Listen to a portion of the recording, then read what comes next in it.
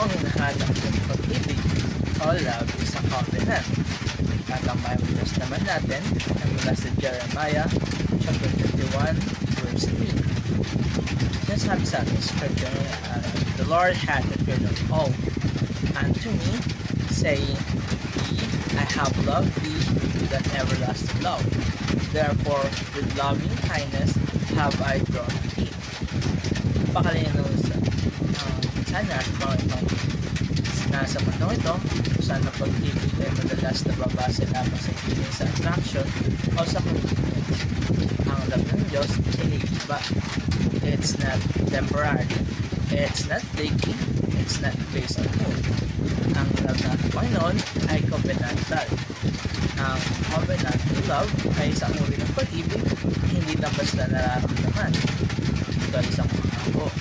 Kasi itong pangako na nanatili kahit mahirap ay sasaktan at kahit may dahilan na para sumuko pero hindi siya sumusuko. Unang-una sa ating teaching ngayong araw ay covenantal love is a promise. Hindi ito mahal din na ngayon pero bukas hindi ko na alam. Hindi ito yung kapag masaya tayo okay tayo. Ang pag-ibig na ito ay pinanghahawakang pangako. Dahil ang sinabi ng Diyos sa Jeremiah, I have loved thee with an everlasting love. Hindi siya napagod at mahal. Hindi siya nagsawang manawa. Ang pangako ng Diyos ay hindi na puputuloy. So kung tayo sumunod sa kanyang example, dapat ganoon din ang mindset natin. Hindi lang sa romantic relationships, kundi pa rin sa friendships, sa pamilya, sa church. Ang ating pag-ibig dapat ay may pangako at may paninindigan. Dalawa ay covenantal love sa commitment. Bago sa natin commitment ay ibig sabihin ito na kahit mga sarap ay tuloy pa rin kahit hindi na nasusuklian ang ating effort ay remain committed. Ang Diyos committed sa atin kahit tayo ang kasalanan. Hindi niya tayo kailanman iniwan. Hindi niya tayo pinabayaan. Kaya sa palalasyan natin na natin sarili natin committed na tayo baka hanggang kaya lang. Love that is rooted in covenant doesn't give up.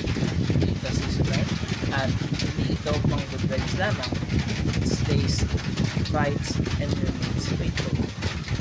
Tatlo ay covenant love is sacrificial.